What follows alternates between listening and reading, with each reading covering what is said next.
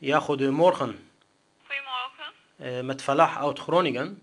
Ja. Ik wil graag op vakantie gaan naar Turkije. Ik heb hier een reisdocument. En ik kom uit Bagdad, Irak. Wat heb ik daarvoor nodig voor een visum? De visumaanvraag duurt minimaal 2 maanden. Minimaal 2 maanden. Ja.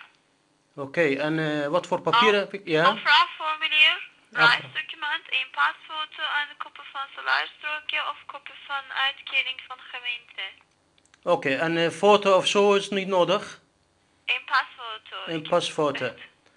Oké, 2 maanden? Ja, minimaal 2 maanden. Zo. Oké, nou weet ik genoeg. Dank u wel, mevrouw. Goeiedag. Dag.